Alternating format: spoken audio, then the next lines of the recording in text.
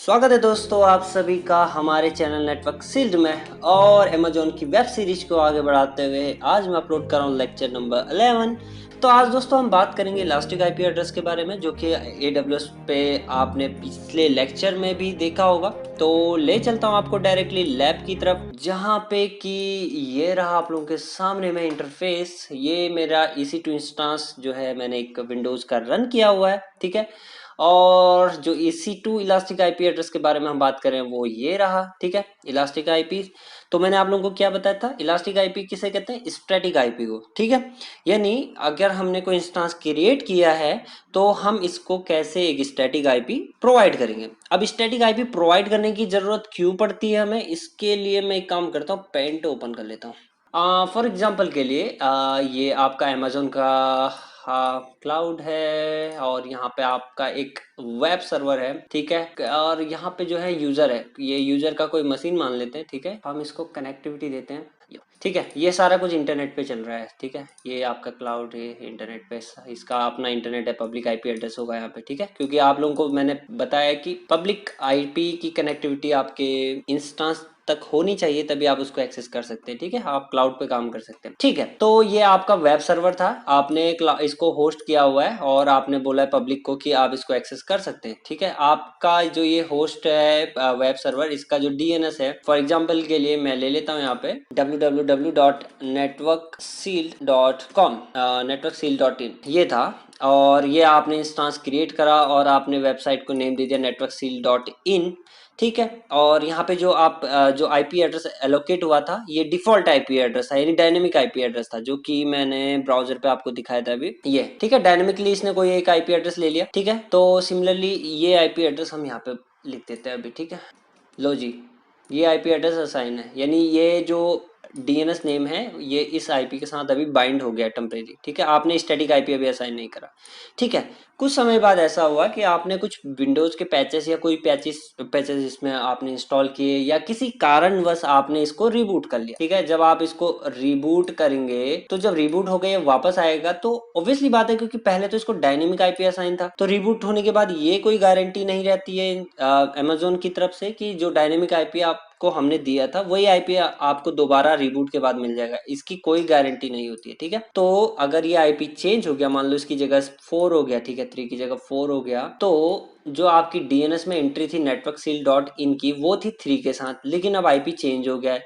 तो जब आप इसको एक्सेस करोगे तो क्या आप एक्सेस कर पाओगे? नहीं, क्योंकि आपका जो आईपी था वो क्या हो चुका है, चेंज हो चुका है। तो इस चीज से बचने के लिए हम लोग क्या करते हैं, एक स्टैटिक आईपी असाइन कर लेते हैं, जिससे क्या होता है कि आपका वो आईपी आप जब सर्वर को रिबूट करोगे तो भी वो आईपी आपका चेंज नहीं होगा, क्योंकि आपने उस आईपी को परचेज किया है, आपका उस आईपी पे अधिकार है, ठीक है। तो वो आईपी आपकी चेंज नहीं होगी, ठीक है। इसीलिए हमें इस इलास्टिक आईपी एड्रेस की जरूरत यहाँ पे पड़ती है, ठीक है। तो मैं फिर से ओपन करता हूँ कंसोल, अब हम डायरेक्टली लैब परफॉर्म करेंगे, ठीक है दोस्तों। तो अब हम यहाँ पे क्या करेंगे, इलास्टिक आईपी एड्रेस एलोकेट करेंगे। एक ध्यान देने वाली बात है, यहाँ पर अगर आप देखें पब्लिक आईपी एड्रेस, ठीक है, 54.179.115.3, राइट। अगर आप इसको देखोगे, इसका DNS क्या बना हुआ है यहाँ पे, 54.179.115.3, ठीक है। यानी आईपी एड्रेस को लेके ही ये DNS यहाँ पे बना रहे। मैं ये इसलिए बता रहा हूँ, ये कोई जरूरी नहीं है, यहाँ पे आप अपना DNS डाल सकते हो, यहाँ पे networkseal.in डाल सकते हो, लेकिन आपको आपके पास DNS सर्वर होना चाहिए, या फिर आपको DNS पे उसको रजिस्टर करना पड़ेगा अपने डोमेन को, ठीक है। तो ये कोई बड़ी बात नहीं है, सिंपल सी बात है। अभी जैसे networkseal.in में आप लोगों के सामने मैं ओपन करता हूँ networkseal.in, ठीक है। अभी जैसे GoDaddy वालों को मैंने रिक्वेस्ट किया था कि मेरे जो ब्लॉग है उसको जो है आप DNS नेम जो networkseal.in है वो आप एलोकेट कर दो। उन्होंने फिर अपना जो पब्लिक DNS होता है वहां पे उन्होंने क्या कर दिया, उसको रेप्लिकेट कर दिया। फिर वो आप लोगों को पता है कि DNS सर्वर जो पब्लिक में होते हैं वो आपस में एक दूसरे से सिंक होते रहते हैं, ताकि अगर कोई नई एंट्री हो किसी DNS सर्वर पे हो रही है तो वो फिर रेप्लिकेट होता है। तो DNS पे मैंने एक वीडियो बनाया हुआ है, कैसे काम करता है वो आप लोग वहां पे देख सकते हैं। सो अब हम काम करते हैं, इलास्टिक आईपी एलोकेट करते हैं अपने इस इंस्टांस को, ठीक है। उससे पहले हम क्या करें, इसको एक्सेस करके देख लेते हैं, ठीक है। इस इंस्टांस को हम कनेक्ट करते हैं और गेट पासवर्ड, मैं पासवर्ड इसका ले लेता हूँ, हम पासवर्ड networkseal.pim फाइल से ले लेते हैं और डिक्रिप्ट, और ये रहा पासवर्ड, इसको कॉपी कर लेता हूँ मैं, ठीक है। और इसको मैं नोटपैड में सेव कर लेता हूँ, ओके। एंड देन इसको क्लोज करते हैं और लॉन्च इंस्टांस करते हैं, ठीक है। लॉन्च नहीं करना था, कनेक्ट करना था ओनली, सॉरी। तो अब हम कनेक्ट डायरेक्टली अपने लैपटॉप से RDP से कर सकते हैं। तो रिमोट ये रहा, और यहाँ पे मैं क्या करता हूँ, ये IP कॉपी कर लेता हूँ, ठीक है, और इसको पेस्ट कर लेते हैं, कनेक्ट करते हैं, ठीक है, और यहाँ पे ये आ गया। इसको हमें दूसरे अकाउंट से करना है, एडमिनिस्ट्रेटर, ठीक है, और पासवर्ड हमारा जो है Ctrl+C Ctrl+V, okay and yes, ठीक है। तो ये कनेक्ट हो गया, ठीक है। आप IP भी मैच कर सकते हो यहाँ पे। तो 54.179.115.3, 54.117.9.115.3, ठीक है। अब हम क्या करते हैं, इलास्टिक IP को चेंज करते हैं, ठीक है। तो इलास्टिक IP एलोकेट करने के लिए यहाँ पे ऑप्शन आएगा आपके पास, इलास्टिक IP, इस पे आपने क्लिक करना है। यहाँ पे अगर आप एक्शन में जाएंगे तो कोई भी ऑप्शन आप लोगों को अभी दिखेगा नहीं, क्योंकि अभी हमने कोई इलास्टिक IP जो है एलोकेट नहीं किया हुआ है। तो एलोकेट इलास्टिक IP एड्रेस करेंगे। हाँ, दूसरी बात इससे याद आया मुझे, सबसे पहली बात, जो इलास्टिक IP एड्रेस जो अभी अवेलेबल है वो केवल IPv4 के लिए, IPv6 के लिए जो है इलास्टिक IP सर्विस जो है अमेजोन पे अभी अवेलेबल नहीं है, क्योंकि IPv6 अभी कहीं यूज भी नहीं हो रहा है, ठीक है। हो रहा है लेकिन उतना अभी मार्केट में नहीं है। और दूसरी बात, जब आप इलास्टिक IP को रिलीज करते हैं यानी रिमूव करते हैं, ठीक है, आपने इलास्टिक IP परचेज किया, उसके बाद आपने उसको रिलीज कर दिया, आपने कहा कि मैं उसको यूज नहीं कर रहा हूँ। तो जब आप इलास्टिक IP रिलीज करेंगे तो आपके जो इंस्टांसेस पे जो भी आपका डेटा होगा उस पे कोई लॉस नहीं होगा, ठीक है, कोई लॉस नहीं होने वाला डेटा पे। और जब आप इलास्टिक IP एलोकेट करते हैं अपने इंस्टांसेस को, तो आपको उसके अकॉर्डिंग जो भी चार्ज होता है वो आपको पे करना होता है, ये फ्री सर्विस नहीं होती है, ठीक है। और उसके अलावा इलास्टिक IP के बारे में अगर और पढ़ना है तो ये इनकी वेबसाइट पे आप जाके देख सकते हैं, क्योंकि अगर मैं अभी कुछ बताने लगा, फॉर एग्जांपल के लिए मैंने अभी जैसे बोला IPv6 अवेलेबल नहीं है इलास्टिक IP एड्रेस के लिए, तो हो सकता है कल के दिन वो आ जाए, ठीक है। तो इसीलिए बेटर कि आप लैब देखें, प्रैक्टिकली जो कुछ हो रहा है वो देखें, और थ्योरी के लिए आप जो है इनके डॉक्यूमेंट को प्रेफर करें। ओके, सो अब मैं इसको रिमूव कर देता हूँ सारा ये कचरा, और हम बढ़ते हैं आगे की तरफ को। उसके लिए मेरे को कर्सर सेलेक्ट करना है और हम एलोकेट पे जाते हैं।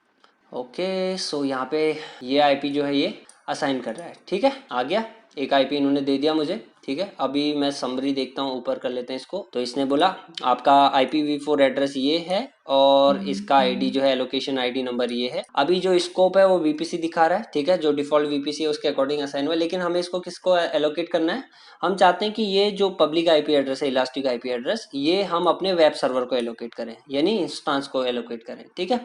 तो हम एक्शन में जाते हैं, यहाँ पे क्या आएगा, एसोसिएट इलास्टिक IP एड्रेस, इस पे क्लिक करेंगे, ठीक है। क्लिक करने के बाद यहाँ पे कह रहा है कि आप किसी इंस्टांस को क्लिक करना चाहते हैं या नेटवर्क इंटरफेस को, ठीक है। अब यहाँ पे एक और कहानी आती है कि इंस्टांस को जब हम क्रिएट करते हैं ये IP एड्रेस, तो ये प्राइमरी इंटरफेस जो भी हमारा इंस्टांस का होता है उसको एलोकेट हो जाएगा। फॉर एग्जांपल के लिए अभी हमारे पास केवल एक इंटरफेस है हमारे इंस्टांस पे, लेकिन अगर आप कंपनी इन्वायरमेंट में काम करते हैं, वहाँ पे एक इंस्टांस पे काफ़ी सारे इंटरफेस होते हैं, तो आप किस इंटरफेस को IP एलोकेट करना चाहते हैं वो आपको डिफाइन करना होता है। नेटवर्क इंटरफेस सिमिलर बात है कि आप किस इंटरफेस को एलोकेट करना चाहते हैं। अगर आपका खुद का डेडिकेटेड फिजिकल सर्वर है तो आप नेटवर्क इंटरफेस किसी एक इंटरफेस को एलोकेट कर सकते हैं यहाँ से, ठीक है। चलो, ये हम आगे फ्यूचर में जो भी अगर हम बढ़ेंगे आगे, जैसे जैसे हम आगे बढ़ेंगे वैसे वैसे हम काम करते रहेंगे। तो अभी हमारा मेन एजेंडा है इलास्टिक IP एड्रेस को समझना, ठीक है, और हम इसको इंस्टांस पे एलोकेट करेंगे क्योंकि हमने इंस्टांस क्रिएट किया हुआ है। अब ये बोल रहे हैं इंस्टांस सेलेक्ट करने को। अब इंस्टांस सेलेक्ट करते हैं, यहाँ पे हम क्लिक करते हैं, ठीक है। तो हमारा केवल एक ही इंस्टांस है जो कि रनिंग स्टेज में, तो हम इसको सेलेक्ट कर लेते हैं, ठीक है। Private IP address range, by default जो प्राइवेट IP एड्रेस उसको एलोकेट है हमारे इंस्टांस को, वो ये रहा, ठीक है। ये आ गया, allow this elastic IP address to reassociate, मतलब कि यानी अगर एक रिसोर्स से आपने इसको हटा दिया तो ये ऑटोमेटिकली दूसरे रिसोर्स पे आप इसको कनेक्ट करना चाहते हैं या नहीं, ये डिफाइन करता है, ठीक है। तो क्लिक करते हैं एसोसिएट पे, ये IP एड्रेस हमारा अब एसोसिएट हो जाएगा। यहाँ पे लोडिंग आ रहा है, तो अब हो चुका है। यहाँ पे एलोकेशन ID ये रहा, एसोसिएट किस इंस्टांस से हुआ ये हुआ, प्राइवेट IP एड्रेस क्या है ये आपके सामने में आ चुका है, और नेटवर्क इंटरफेस ओनर अकाउंट ये इनका अपना अमेजोन का डिटेल है, ठीक है। तो ये रहा सारी इन्फॉर्मेशन आप लोगों के सामने, बहुत सिंपल है, ठीक है। अमेजोन में बहुत कुछ सिंपल लगने लगेगा आप प्रैक्टिस जितना करेंगे, ठीक है। अब हम आते हैं इंस्टांस के पास वेरीफाई करने के लिए कि क्या आपको इलास्टिक IP असाइन हो चुका है। तो इसने बोला हाँ जी जनाब, हमको इलास्टिक IP अब असाइन हो चुका है, ठीक है। पहले क्या था हमारा इलास्टिक IP, अगर मैंने नोट किया हो तो, नहीं किया, वाह एक्सपर्ट आदमी हूँ। ये देखो ये डिस्कनेक्ट हो गया, ठीक है, क्योंकि हमने IP एड्रेस चेंज कर दिया, क्योंकि वहाँ पे, ठीक है, पहले ये था 54.179.115.3 और अब जो है चेंज हो गया हम, ये अब हमारा इलास्टिक आईपी है। अभी इसका मेरे को चार्ज शायद लग रहा होगा, बहुत कम लगेगा इसका चार्ज, क्योंकि ये केवल लैब के पर्पज से मैं अभी वीडियो बना रहा हूँ। अगर मैं इसको 24 आवर के रखूँ तब जाके थोड़ा बहुत मेरे को हमको रुपया जो भी इन्वेस्ट होगा हमारा वो देखने को मिलेगा। तो ये वेरीफाई हो गया और इस इलास्टिक आईपी के अकॉर्डिंग यहाँ पे डीएनएस देखो आप 13.228.1911 ये रहा, ठीक है। तो अब हम क्या काम करते हैं, इसको कॉपी करते हैं। चलो यहाँ पे भी आता है ऑप्शन कॉपी का, कॉपी पे क्लिक कर दिया और मैं वापस से आरडीपी जो हमारा डिस्कनेक्ट शो कर रहा था इसके पास जाते हैं, हमने इसको कैंसिल कर दिया। अब मैं दोबारा से आरडीपी लेता हूँ, ये रहा। डीएनएस को कॉपी नहीं करते हैं, इसको डीएनएस के थ्रू भी हो जाएगा, हाँ I think so. Control we करते हैं, कनेक्ट, ओके। देन एडमिनिस्ट्रेटर, ठीक है, और एंड पासवर्ड सेम जो हमने डिक्रिप्ट किया था। आई होप कि ये काम करना चाहिए। कंट्रोल वी, कनेक्ट, यस, ये रहा।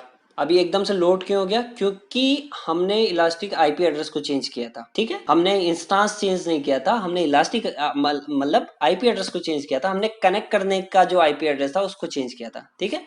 सो आज के लेक्चर में इतना ही दोस्तों। इलास्टिक आईपी एड्रेस क्या होता है, कैसे एलोकेट करते हैं और इसका यूज कहाँ पे मैंने आप लोगों को बता दिया, ठीक है। इलास्टिक आईपी एड्रेस का जनरली यूज होता है जहाँ पे कि हमारा कोई वेब सर्वर होता है, यानी पब्लिक फेसिंग सर्वर होता है, ठीक है। फॉर एग्जांपल के लिए नेट बैंकिंग हो गया या आपकी अपनी वेबसाइट है, उसको होस्ट आप कर रहे हैं, उस आईपी एड्रेस को आपने अपने डीएनएस के साथ बाइंड किया हुआ है, ठीक है।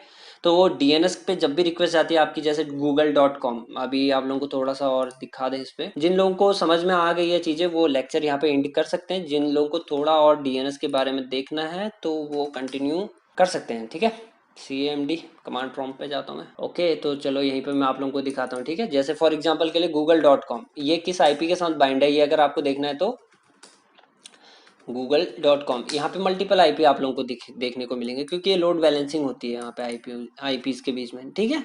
और अगर मैं बोलूँ networkseal.in, इसमें एक ही आईपी आपको मिलेगा, ये रहा, देखो।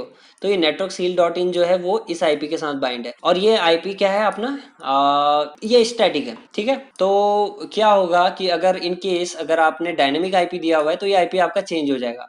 अब यूजर जो हिट करेंगे उनको आपके पब्लिक आईपी एड्रेस की डिटेल पता नहीं होती, उनको ये पता होता है हाँ जी मेरे को networkseal.in पे जाना है। जब वो हिट करेंगे networkseal.in पे, डीएनएस उसको रिडायरेक्ट करेगा पुराने आईपी पे जो कि आपका डायनेमिक आईपी था, जो कि चेंज हो चुका है अभी। तो वो आईपी कहीं पे यूज में नहीं है, तो क्या आएगा, एरर आएगा पेज आप लोगों के सामने। इसीलिए स्टैटिक आईपी बाइंड करना जरूरी है कि अगर आपका सर्वर रिबूट भी हो जाए या कुछ भी हो जाए तो वो हमेशा उसी आईपी की तरफ रिडायरेक्ट करे आपकी रिक्वेस्ट को, ठीक है। तो आज के लेक्चर में इतना ही और बाकी कल फिर मिलते हैं दोबारा। Thank you so much.